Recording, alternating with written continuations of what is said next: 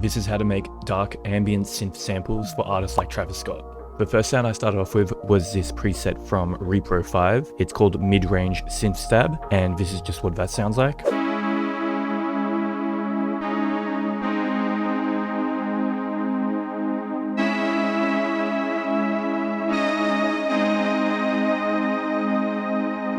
Super basic, super dark, and I added these are just an octave from the top notes. I just added that just to add a bit of energy to the sample as it progresses, and there's no effects on that. I just panned it to the left. The next sound is also from Repro. I just wanted to layer it. It's the HS Room Constant, and it's following the same chord progression or the same notes and all that, and this is just what that sounds like.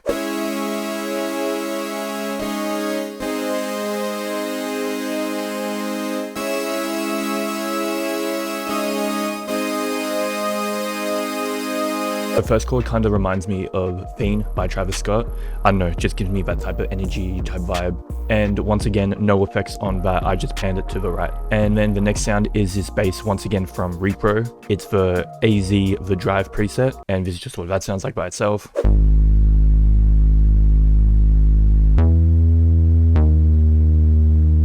Super basic, but what really adds to the tension, the dark feel, is these two notes, which are a half step apart. And whenever you use half step notes, it just makes everything darker and more tense. So if you're going for a dark melody, try to use as many half steps as you can.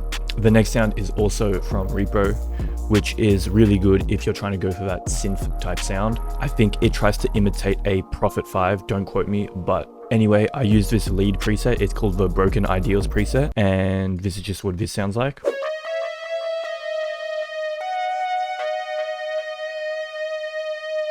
Yeah, super basic, but I just wanted to have it kind of catchy, I guess. And for the effects, I just added a EQ to cut out the lows so it wasn't clashing with anything, delay, and then a shaper box to pan it left and right to add a bit of movement. And the last sound I added was this texture from one of Loner's kits, and I just pitched it up to the correct key, and this is just what that sounds like by itself.